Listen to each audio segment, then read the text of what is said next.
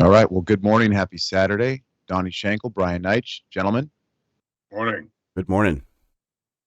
good morning. So that right there was the King score. I watched it last night. It's called The King. It's on Netflix. And I really enjoyed this movie. It's actually one of the best movies I've ever seen. And the score is amazing. The movie was amazing. So I'd go out there and watch it tonight if you can. Above King's Gambit? Queen's Gambit? No, that's number one. That's number one. But this, maybe this one top 20. I really enjoyed it. Donnie, you're gonna like this movie. Well, if you enjoy stories about kings, be ready.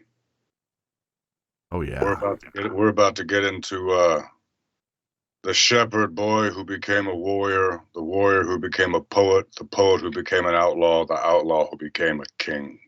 I Like it. I have my sword ready, my shield. Now, there's only one king I need, John, and that's the King of Kings, baby. Right. I like it. Jesus Christ himself. Amen. Man, he was an outlaw too. They didn't like him. I mean, he didn't go around hiding, but he had to escape. The Bible says, John, that he would hide himself in a crowd and be gone when they would try to kill him. Amazing. I didn't know that. Just remember when they're after persecuting you, remember they persecuted me first. Well, John, what are you doing? I'm drinking a Mountain Dew energy drink. You putting it down, huh? Yep. I had my first Monster yesterday, you know that? Yeah, I saw that on the text. How'd you like it? I got inspired by David killing monsters, so I said, you know what, I'm gonna go kill me a monster. Hey, I like it. It was absolutely awful. All right. I must have got a bad can, or A bad can. What color was the can? I got it because the color was cool. It was like a nice yellow color. I was like, oh, that's pretty nice. Looks like sunshine. It's like juice. It did not taste like sunshine.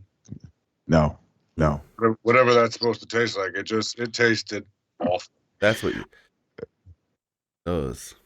Brian, about an hour after the reading yesterday, Donnie on the group text said, I just woke up. I've been passed out the whole time. Yeah. I love that. I was laid out in my closet right here.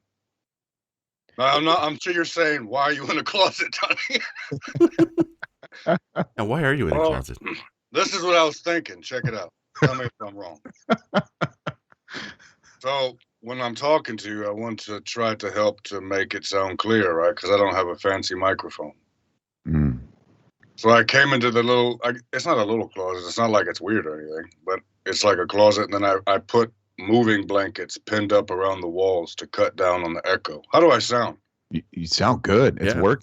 You see, I'm far ahead of the game, man. I know what I'm doing. Get your own studio. I was gonna say he's made his own Schenkel studio. See, I don't sit in a big room like you guys. I'm in a little room. I'm in the closet. I got the moving blankets pinned up on the walls to cut down on that echo reverberation. I am ready to go. No kidding. I love it. Journey. I love Far it. side of the hills, man. Far side of the hills. Locked and loaded.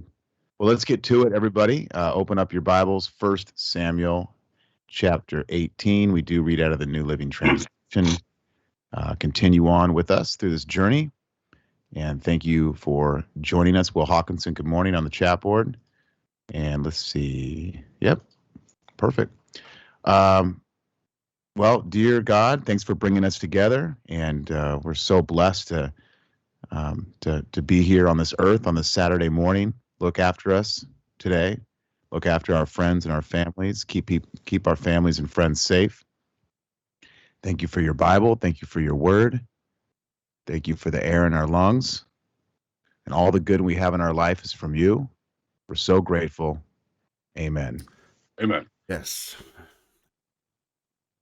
All right. Well, Donnie, you want to go from verse 1 down to 17? After David had finished talking with Saul, he met Jonathan, the king's son. There was an immediate bond between them, for Jonathan loved David. From that day on, Saul kept David with him and wouldn't let him return home. And Jonathan made a solemn pact with David because he loved him as he loved himself. Jonathan sealed the pact by taking off his robe and giving it to David, together with his tunic, sword, bow, and belt.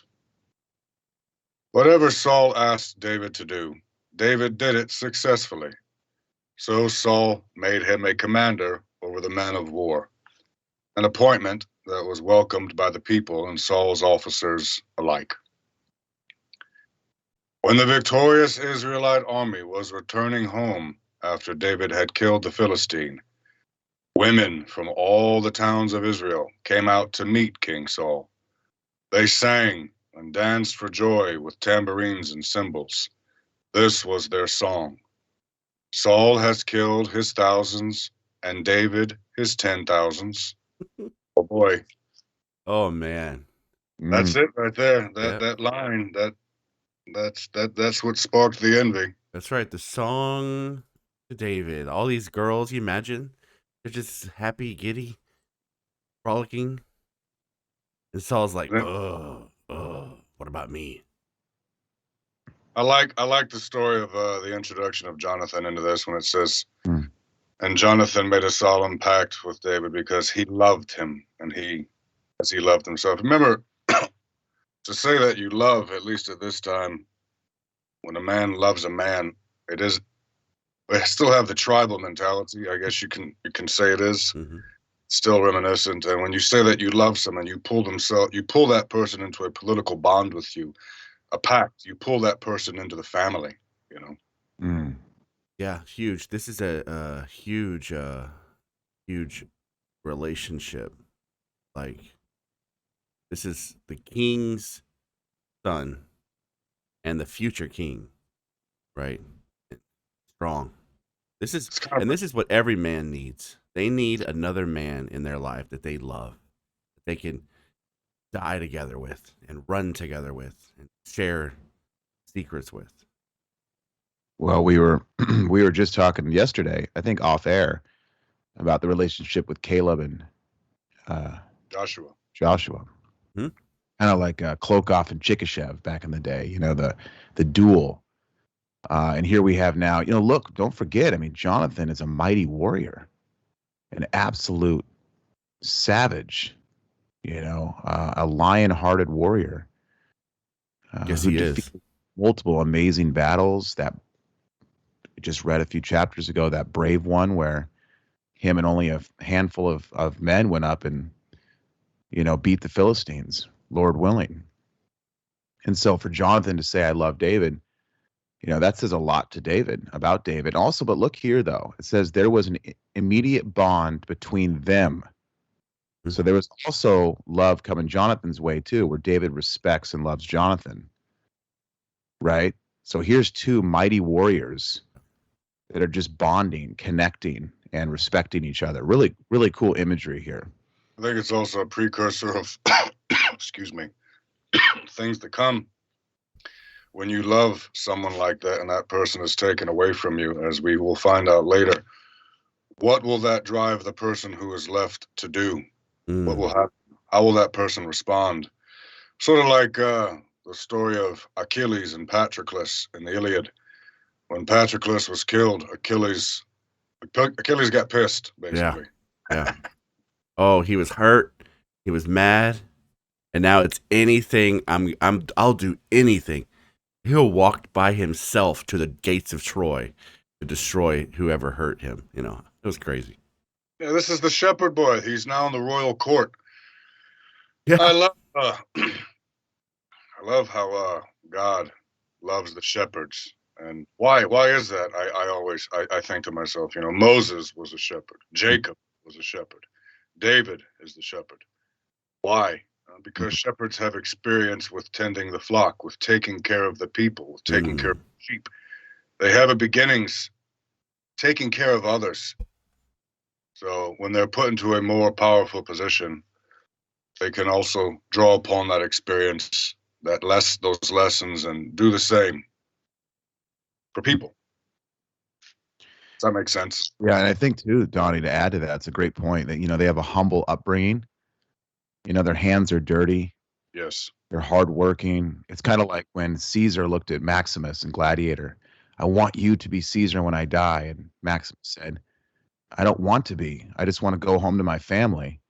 And then Caesar said, that's exactly why you must be king, Right. right? Because you don't want to be king.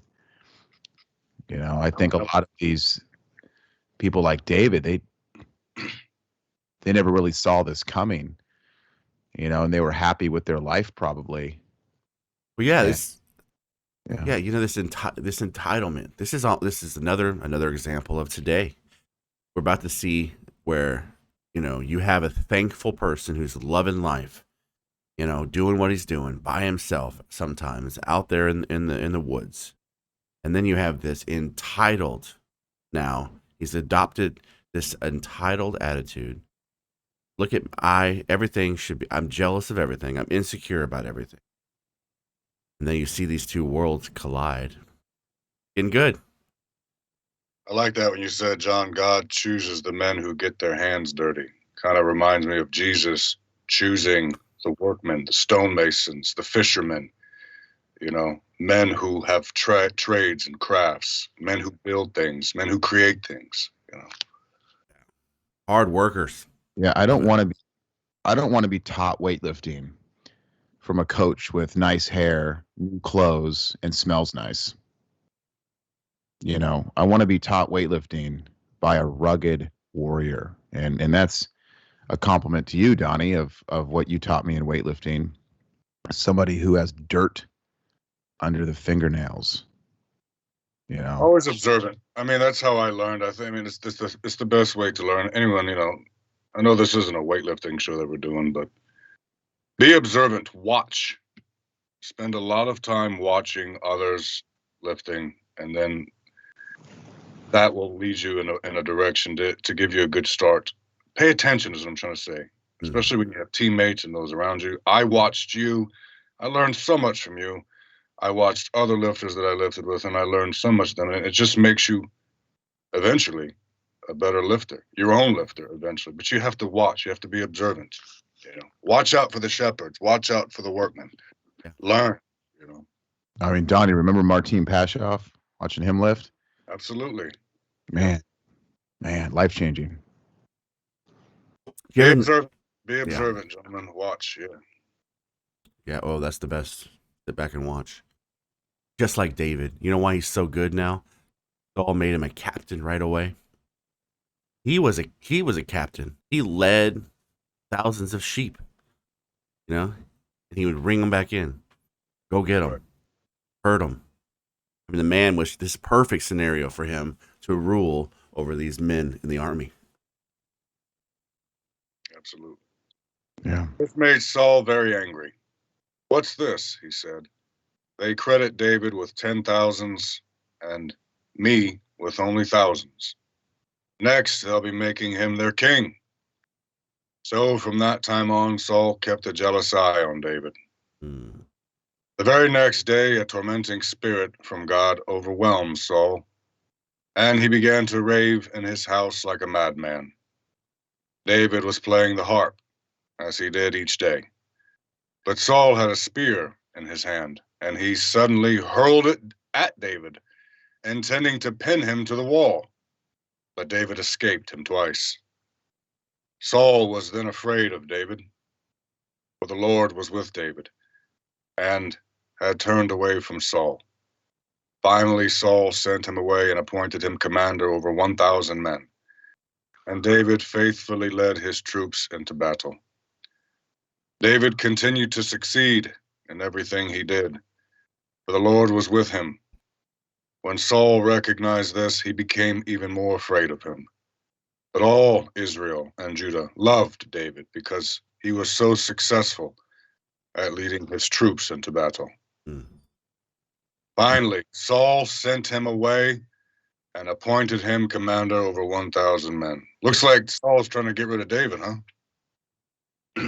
Yeah, sure is. And it looks like David is going to remember that lesson in the future and send someone else away to battle to get rid of him, as we'll find out later. That's right. I think we have an indication in this one hint here, the lessons that David learned in his battle with Goliath, which will extrapolate itself as we continue reading, that no matter how strong your opponent is, if you attack him from a distance, you can win. Mm-hmm. Yeah, not to mention, look at the honor David still has for not only Saul but the office of king. Right? Saul attempted murder. Right? This is not any short little situation. It wasn't like he threw a plastic dart.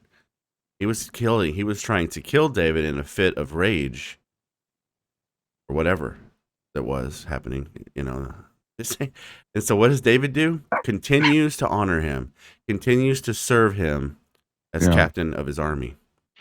Well, what I'm seeing here from, correct me if I'm wrong, it does say that David intended to pin him to the wall. So, so verse 11, and he suddenly hurled it at David, intending to pin him to the wall, but David escaped. So yeah, you could say attempted murder.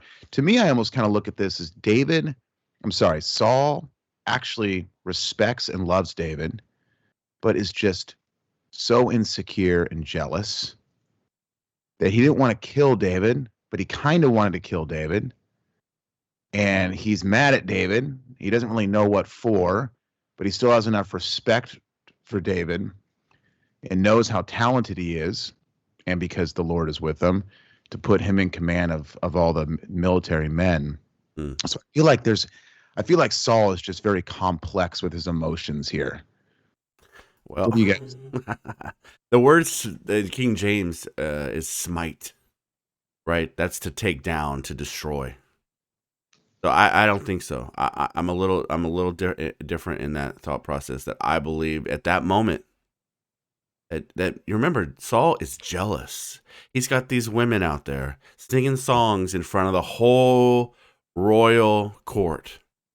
Oh, David is amazing. Saul's kind of okay, and he's jealous. Look, they're gonna put him in as king. So now he's thinking, my throne is in jeopardy. So in these moments of darkness, right, whatever you want to call them, mental health problems, or there's a tormenting spirit on him, he wants to, I think at this time he wants to kill David. Yeah, I just disagree, because he also needs David to win victories. He needs David to win battles. I mean, if he wanted to kill David, he could have killed David, I feel like. Walked up behind him, stabbed him in the neck. I don't know. But then again, the Lord is with David and protecting David. I don't know. And both Saul and David know that between each other. I personally think that Saul was trying to show his court who the man still is. Remember, this is in the court. Everyone else is around. The women, warriors, the generals. And Saul's trying to show, hey, I'm the one who's king here. Yeah. It's like you got two weightlifters on the platform, right? Mm-hmm. And they're both equivalent. They're both good. And then you got this pretty girl that walks in. And between those two weightlifters, they want to show that pretty girl who's the strongest, who's the best. So they start battling. They start pulling more out of themselves to show, I'm the stronger. I'm the better lifter, Saul's surrounded by his court. He's sort of doing the same thing. Look at me. I'm still king here, Yep. Yeah. Interesting. Who's next? You mean to read it? I guess verse 11, Brian, I mean, to put a bow on that, I don't know if we will ever know until we meet Saul in heaven, but I mean, here in the New Living, it says intended to pin him to the wall. Are you saying the Hebrew is saying something different? Well, yeah, it's the word smite. All of a sudden he pin, even though, so how do you, if you take a spear, John, and you pin somebody to the wall with a spear, that's a pretty serious blow. No, I guess for some odd reason, I'm thinking in my mind, you bring up a good point, Brian. In my mind, for some odd reason, I'm thinking he's going to throw the spear and it's going to get his robe. he's going to be against the wall, Mm-hmm. you know, and the spear is going to go through his robe or his clothes. Right. Yeah, I don't know. But Sure. you're so pinned to the wall. I mean, he could have been aiming right for his freaking stomach. I don't know. Yeah. Well, we'll read on, but it's an interesting moment. Like I see that it's a fit of anger, right? It's a fit of rage. Look, he became a ray. Look, it says right here. Saul began to rave in his house like a madman. What does a madman do? He goes crazy. Yeah.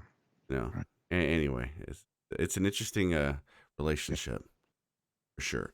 Okay, David marries Saul's daughter, Micah. Verse 17. One day Saul said to David, "I am ready." Okay, hold on a second. Here's another situation where I'm saying, look, this guy, it's like that whole bipolar mindset. I'm super mad, and look, it's a spirit. It's a spirit that's coming on him and causing him to go mad. So all of a sudden now he's totally fine. David, come marry my daughter. So you see, it's like these moments of like insanity, and so that's why my thought is like, even though he probably loves David, he wanted to kill him. And Right. Anyway, here we go. One day Saul said to David, "I am ready to give you my older daughter, Merab, as your wife.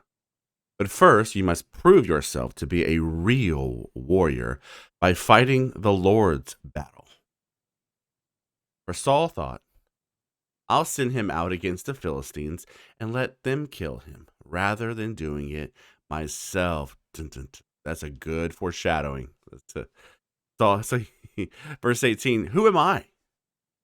And what is my family in Israel that I should be the king's son-in-law?" David exclaimed. "My father's family is nothing."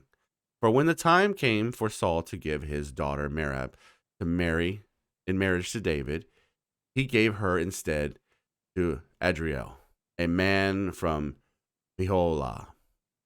In the Wow. meantime, yeah, it's a betrayal, right? Well, look how humble David is. It's just remarkable. Tens of thousands of people are chanting his name.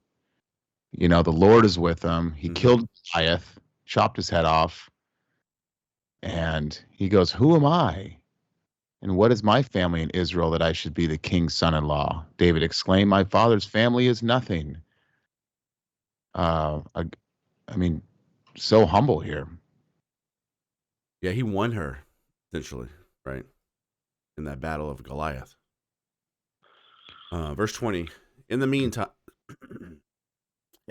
Saul's daughter, Michal, or Michal, had, Michal had fallen in love with David and Saul was delighted when he had heard about it.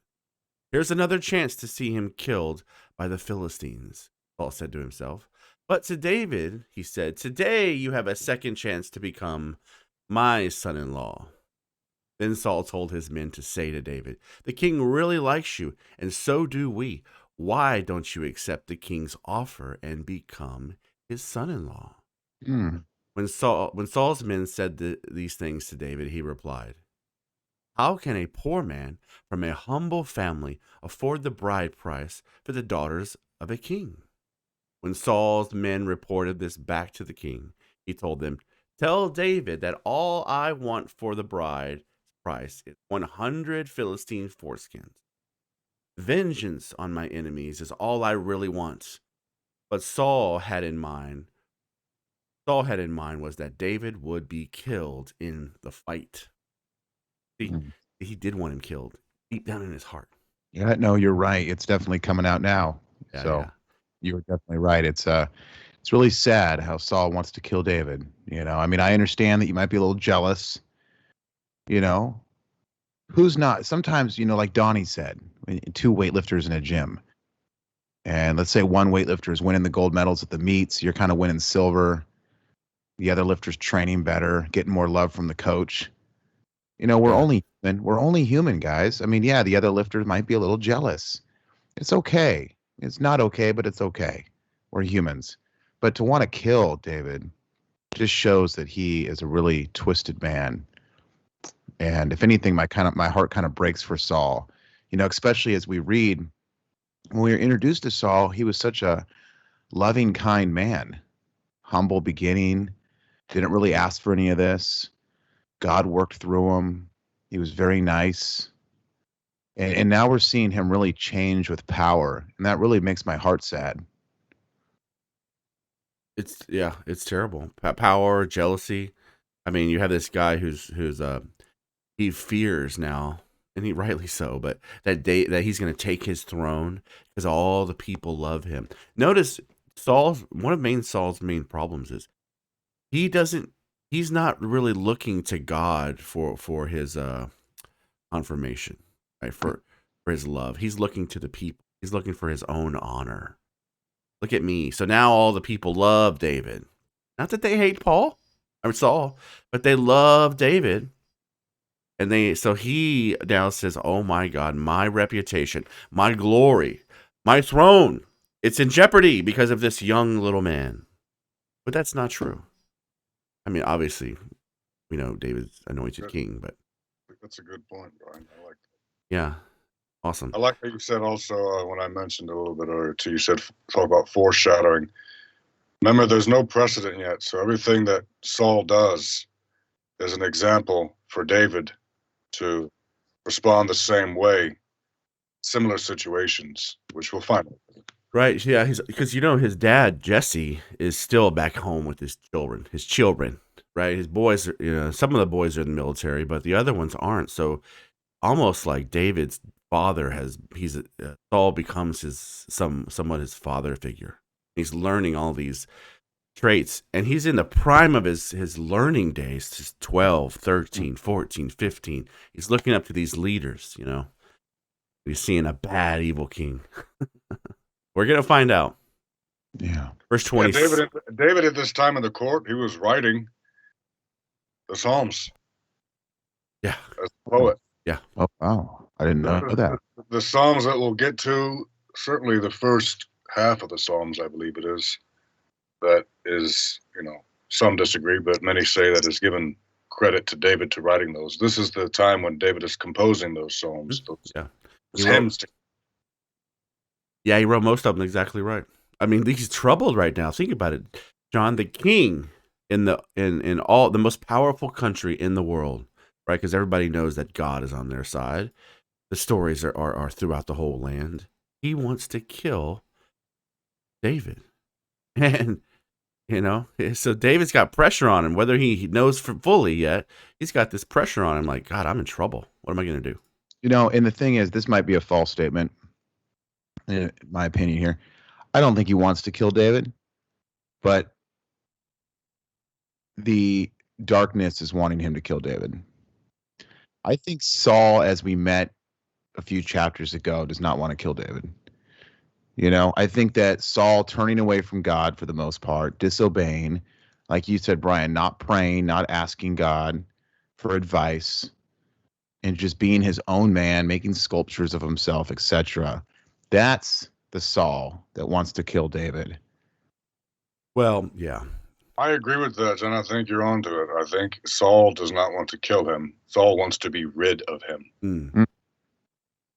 Oh, he said that earlier. Yeah, he interesting. Yeah. So that's an interesting question. Like, when do you separate?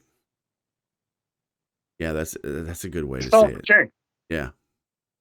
Saul, not like John said, if Saul wanted David dead, Saul's the king.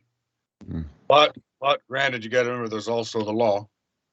The Israelites must obey the law, the commandments. So Saul wants to be rid of David. He wants him to go away. Yeah, and that's a good point. Remember the respect that he has for the people's love, Saul, and the honor and the love that he wants from the people. And they love David. So if he killed David in the middle, let's say in the court, I think he's fearing that the people would hate him. Yeah, he would lose the people for sure. So better yet, how do you get rid of him? Send him in the front of the battle. Send him to the front lines. All right. 26. David was delighted to accept the offer. Before the time limit expired, he and his men went out and killed 200 Philistines. Then David fulfilled the king's requirement by presenting all their foreskins to him. Ugh.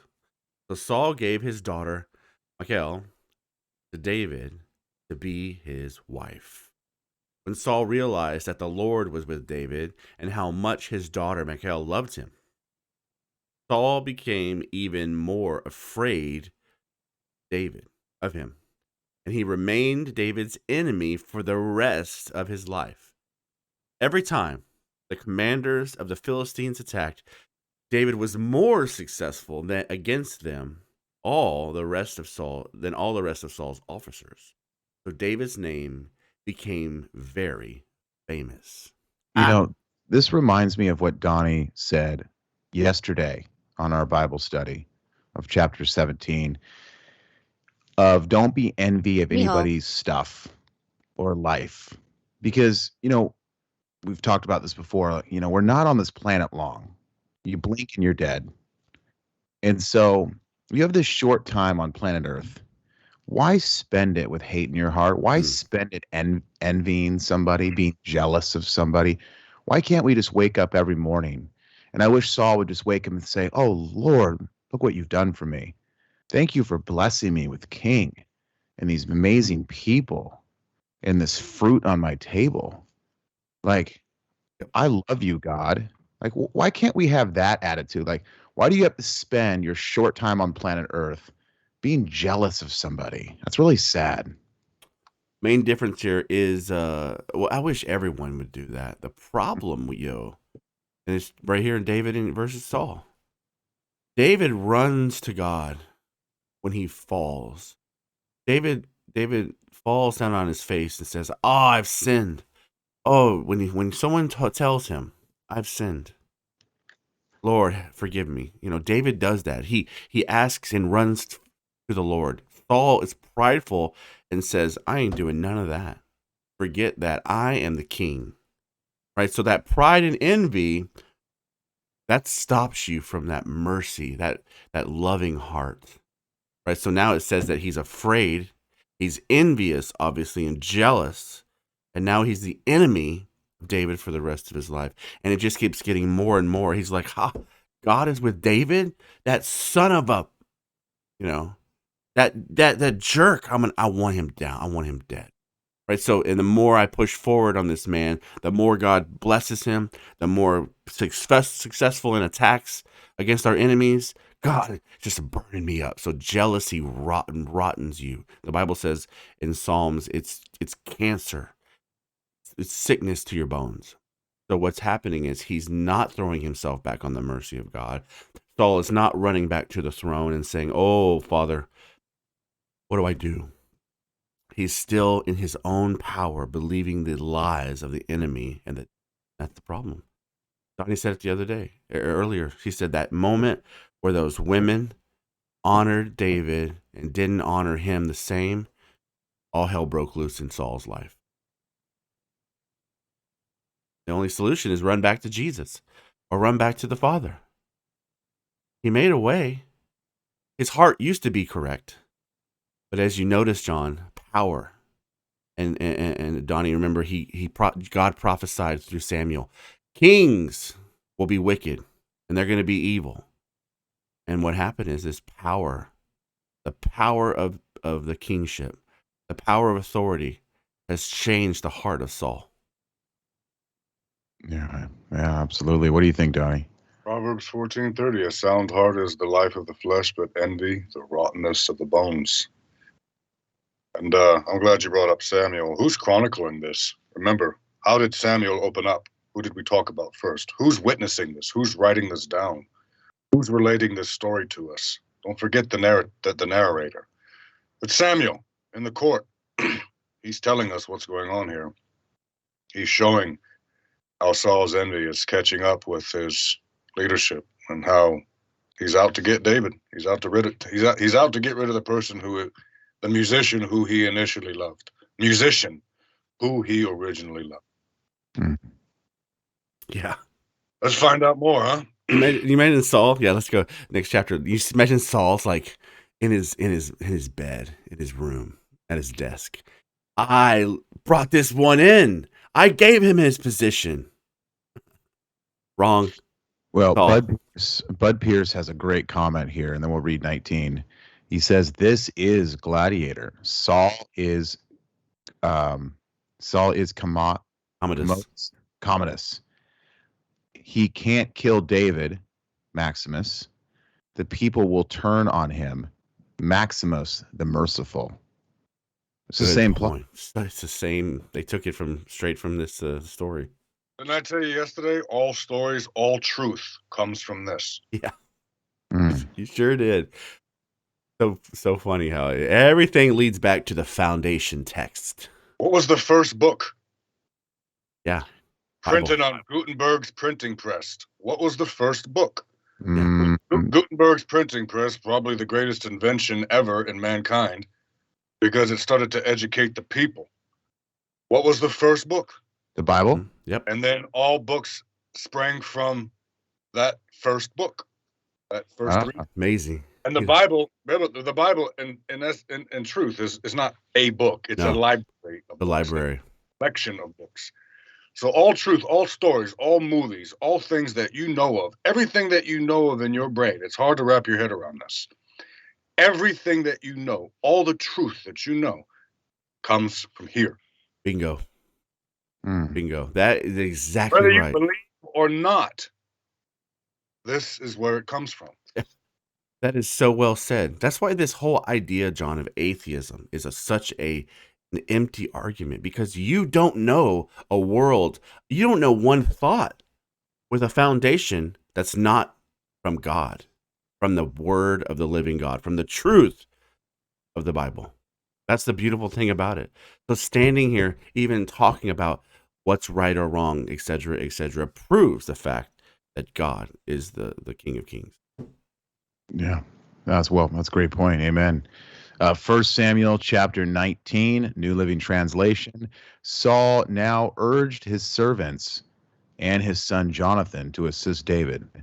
But Jonathan, because of his strong affection for David, told him what his father was planning.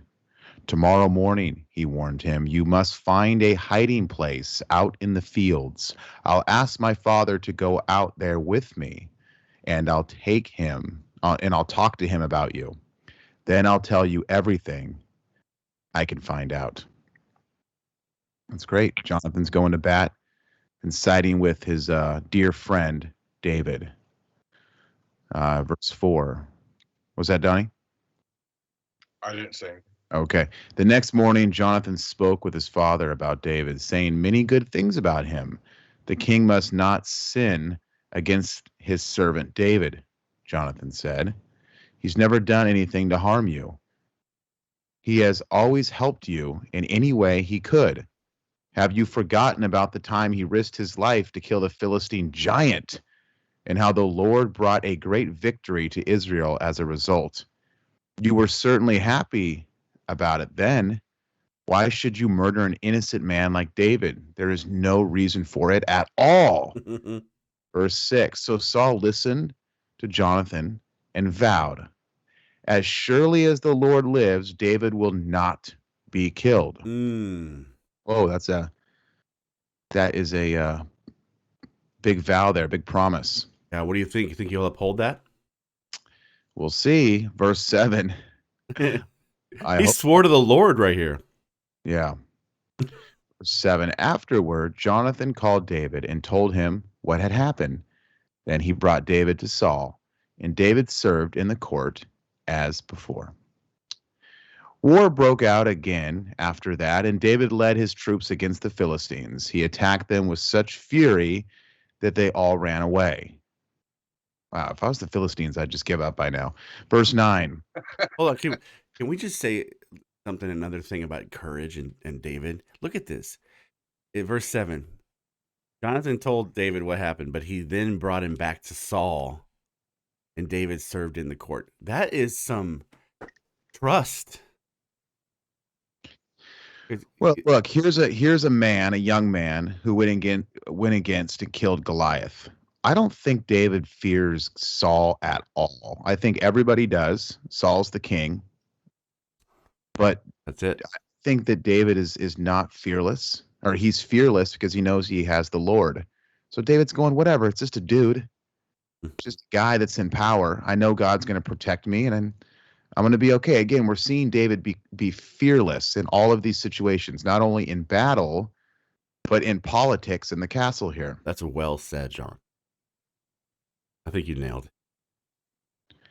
David's just like, whatever, fine. Spit on you. I spit on you. When you killed Goliath with one stone and then cut his fucking head off, you're not scared of a guy named Saul.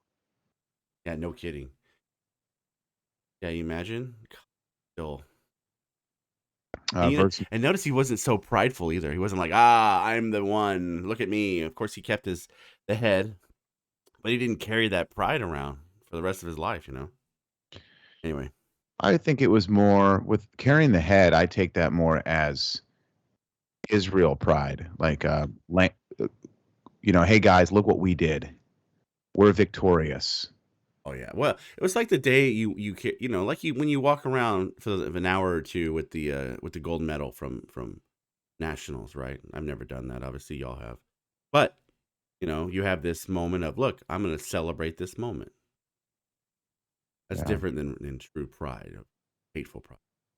Verse 9, but one day when Saul was sitting at home with a spear in his hand, the tormenting spirit from the Lord suddenly came upon him again. As David played his harp, Saul hurled his spear at David, but David dodged out of the way, and leaving the spear stuck in the wall, he fled and escaped into the night. Now, one thing I have to say here, this is twice now that David, Michal. Avoided death. I know the first time we had a conversation about, was he actually trying to kill him? Was he not? I lean maybe to more he was, because now again here he says, the Lord's, as David played his harp, verse 10, Saul hurled his spear at David. So this is definitely 100% attempted murder. But you're telling me twice now that David was able to dodge a spear coming from the tall, strong, handsome king of Saul? I don't think so. That right there just shows you that when God is on your side, he's going to look after you. God is protecting David in this situation. But you have a couple things in play here. You have this Saul drunk with anger or torment, right? In these moments, these are moments where him and David are sitting there alone. And this, I'm sure the room is not small, right? And then you remember you have David, the anointed Spirit of the Lord has come on him, right? And now you remember he has attacked a bear and destroyed it. And he defended his flock and attacked a lion and destroyed it. He attacked and defended Israel and destroyed the most powerful being they've ever seen. So you have these moments where God moves on David. Nothing gonna stop him, not even a spear. So you know what I'm saying? Why are you saying he's drunk? Where does it say that? Okay, so you ever a situation where you're so happy and fun, mad or angry, and your senses are a little dulled? That's all I'm saying. I'm not saying it says he's drunk with wine. He's drunk with anger. He's drunk with jealousy. Yeah. So What do you think here, Donnie? I don't think Saul. I mean, obviously Saul is the king, so David, whether he's afraid or not, fear is an intrinsic emotion that you can overcome yourself. I think what's touching upon David more is what you can't control, and that's the disappointment in others in you. I think David is touched more so because he fears Saul, but he's not enveloped in Saul's warmth. He's not enveloped. He's not in the court. We just found out just now. He fled and escaped into the night. David has now become an outlaw. He is an outlaw. Oh, man. Well, Donnie, you want to read 11 down? Then Saul sent troops to watch David's house. They were told to kill David when he came out the next morning. But Michal, David's wife, warned him, "If you don't escape tonight, you will be dead by morning." So she helped him climb out through a window, and he fled and escaped. Then she took an idol and put it in his bed, covered it with blankets, and put a cushion of goat's hair at its head. When the troops came to arrest David, she told them he was sick and couldn't get out of bed. But Saul sent the troops back to get David. He ordered, "Bring him to me in his bed so I can kill him."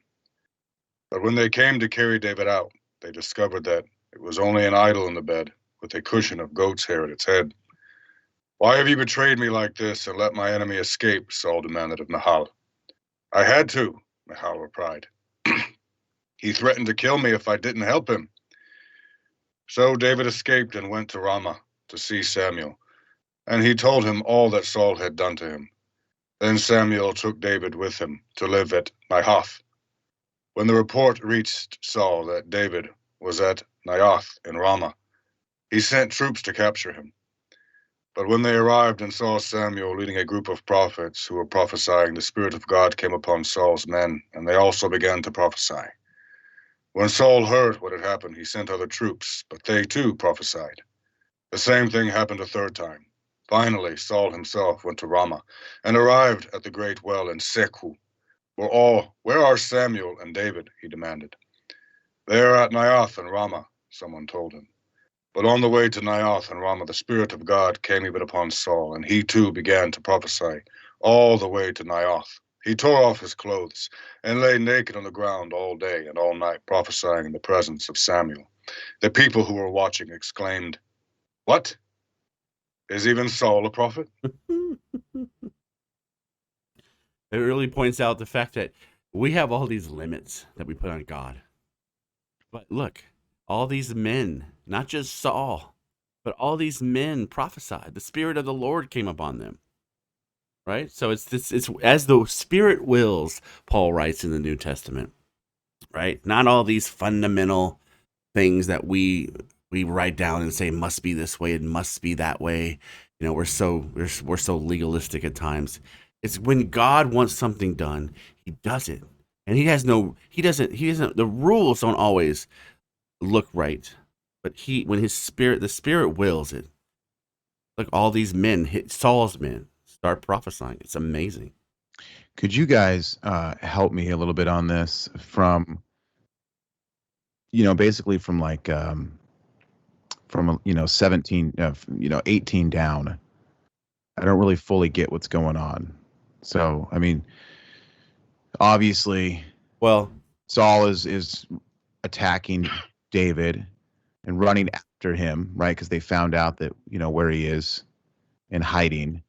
Mm-hmm. And you're saying that Saul's troops, when they're saying prophesize, what does that mean? What's happening here? Well, David's running, right? Running from Saul, obviously. Michal, his wife, has helped him escape. Put like a mannequin or an idol in his bed. I get right. All that. So all these people show up, right? And the troops come out. Saul's like, "Go get them," right? Essentially. And so Samuel escapes with David, or takes David. And then you have all these men there, and they're prophesying, they're encouraging, they're exhorting, they're speaking the word of the Lord. We don't know what they're saying. We don't know what's coming at what they're actually what's being presented by the Lord, but they are an encouragement. That's what prophets do. Their exhortation, edification, comfort is what the scripture says. And even in now, Samuel's prophecy was for edifying. All prophets edify, exhort, even in a word of prophecy of the future or in what you've done in instruction. It's all for edification, exhortation, and comfort. So you have a man here that's on the loose, as Donnie beautifully puts it. He's a rebel. He's an outlaw, right? He's running from the law. And now you have God like encouraging him. I'm still, thank you, but I'm still confused. So it's not really. So my question is this. Let me read it. 19. When the report reached Saul that David was at Naioth in Ramah, he sent troops to capture him. But when they arrived and saw Samuel leading a group of prophets who were prophesying, the Spirit of God came upon Saul's men, They also began to prophesy. So when it says the Spirit of God came upon Saul's men, and they also began to prophesy, like, what does that mean? Well, what I believe it means is that the Spirit of God, just like he came on Saul, just like he came on Samuel, just like he came on David, he overwhelmed them with his mercy and grace and his presence, right? And so they stopped. They didn't kill David, but they began to prophesy, right? Thus saith the Lord, God is protecting you. You are the anointed one to come. You are the love, the apple of my eye, David. You will be an okay. Girt your loins, David, right? Get on your horse. Keep running, for the Lord is with you. They would prophesy to David and to Samuel or whoever was there and encourage that God turned the hearts of these men at that moment to speak the word of life into David. So this is what happened. He interrupted this scene of death to provide life. You know? If you look at the last line, Got it. Thank you, Brian. if you look at the last line, John, let's look at this backwards. What is even Saul a prophet? Or what is that? Yeah, What I was gonna ask that next on what does that mean? Yeah. can even a bad man become good? Is what the prophets are saying. And if you read back from there and then flip it back again and you say, okay, so David escaped and he's now an outlaw. He's running. Saul sends troops after him. Don't look at the word prophesy yet until you understand the very last line, which we'll get to. Saul's men went after David, and they too began to prophesy. Those bad men became good. Saul heard this again, so he sent more troops, and then they too began to prophesy. Those men had a change of heart. Those two went from bad to good. And then finally, Saul said, you know what? If you got to do something right, you got to do it yourself. So Saul himself went to Ramah. He arrived at the great well in Seku. Where are Samuel and David? He demanded. They are in Naioth and Ramah, someone told him. But on the way to Naioth and Ramah, the Spirit of God came even upon Saul. Saul was prophesied to by God. Oh. He too began to prophesy all the way to Naioth. His mouth began to spew forth the words that God put upon his heart. God changed his heart. So he tore off his clothes and lay naked on the ground all day and all night, prophesying in the presence of Samuel. The people who were watching exclaimed, what is this, even Saul a prophet? So can even a bad man become good? So we see here from backwards, once we understand that, what does that mean? It's now used in the vernacular. What? Can even this person be a good person? So Saul sends troops. It didn't work because those troops had a change of heart. He sends more troops. Those troops had a change of heart. Saul said, fine, I'll do it myself. He had a change of heart. And what? Is even now Saul a prophet? Well said. Oh. This shows you speaks volumes of the power of God's presence. His word changes people. Here's the thing, and thank you, Donnie and Brian. Thank you guys, both of you. I appreciate the help on that.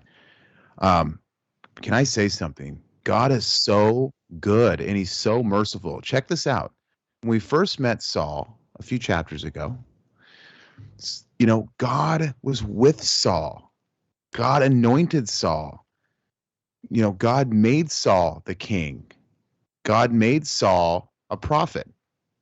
Correct, Brian? Mm-hmm. Right. God is with Saul, and it's amazing. We're like, wow, great. But then, of course, Saul does what he does, turns his back, goes against God, all this kind of stuff. So God says, all right, I'm leaving you. So God leaves Saul. He leaves him. And you're like, oh, man, that breaks my heart, but I get it. Come on, Saul. Quit making all these mistakes and love God. So time goes on, and now here we are in this chase, in this crazy scene of this movie. It's amazing. And boom, God comes back to Saul. He comes back to him, guys. Yeah. How awesome is this? This is so merciful. It just shows how God loves Saul. God loves Saul's soldiers, even though they're doing wrong. God comes back to Saul and says, I'm with you. I love you. Let me prophecy in you. Am I right about that? Yeah, Bud has a great point on the chat board. He's talking about this probably could be singing, worshiping sessions. Some of these where the presence of God is just there, and because remember, David is a player, a writer, he's a poet.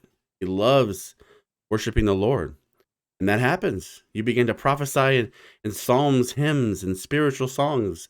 Paul writes in the New Testament. So definitely in these moments, and when it's your darkest moment, don't forget God's not trying to abandon you. He wants you to turn back to Him. He doesn't just cut us off. Even Saul.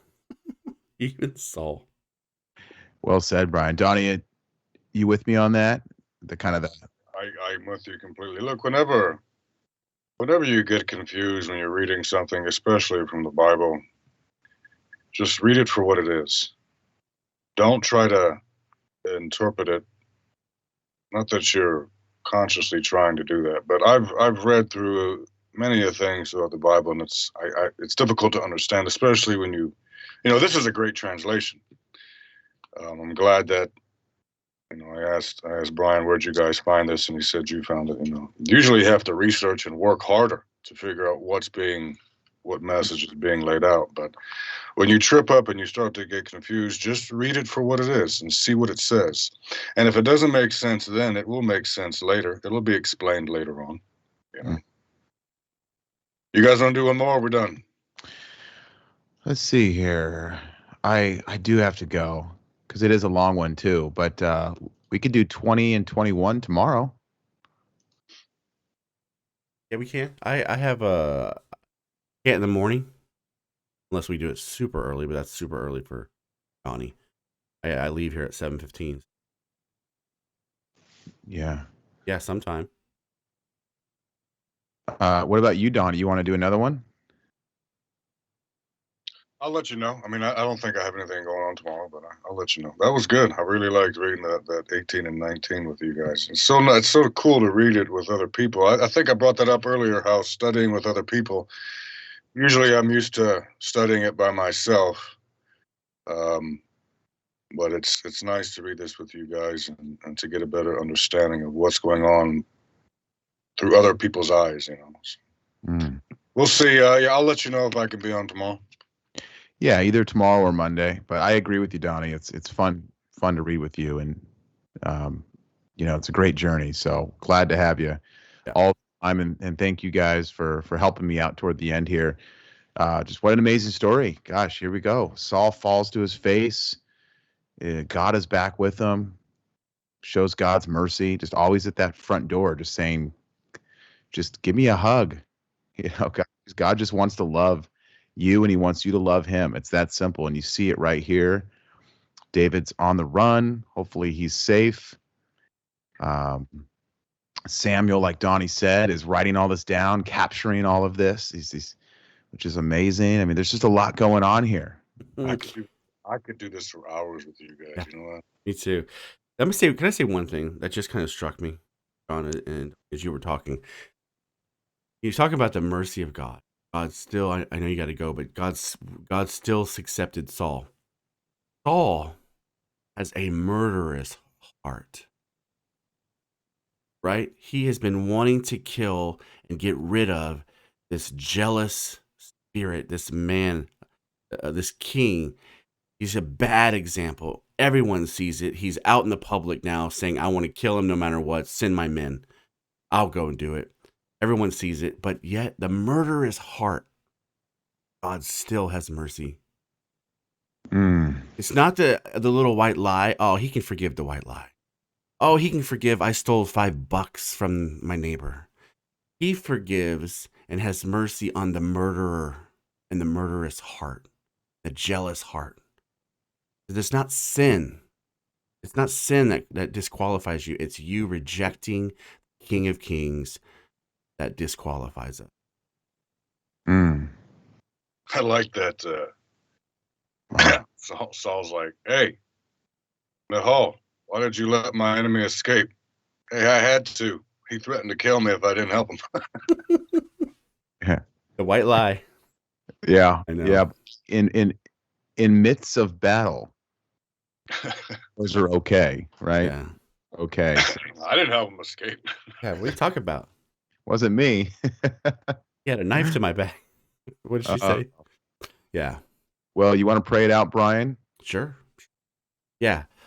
Well, Father, in Jesus' name we come to you. Wow, what a wonderful situation we're in with David and Saul, and to show us, obviously David's on the run, but you've rescued him with your presence. You rescued Samuel with your presence, and all those men who were supposed to attack David and kill him and Samuel, or at least David. You rescued them from guilt and Saul this moment. Thank you, Lord. Thank you, Lord, for showing us this lesson, that we can run to you. We can throw ourselves at your throne. The Bible says boldly we can go to your throne as believers. And we can just say, Lord, save me, rescue me. And you always will. Thank you. Thank you. Amen. Amen. Beautiful. Well, Donnie Schenkel, thank you. Abandon me not, O God, to the disorder of my passions, but be thou their master, by thy grace, and keep me always in the possession of thy love. Amen. Wow. Amen. That was beautiful. That was Donnie's first prayer on the show, too. That was amazing. What is that from, Donnie? I think that's from a prayer book that I have that stood out that I really liked. There's a couple prayers that I say throughout the day, just short ones. Another one is Jesus Christ is my life, and that is gain for me to die to all, that I may live only in him and by him and for him. Amen. Wow. I love it. Well, gentlemen, have a great Saturday. God bless you all. Brian Knight, it's always a pleasure.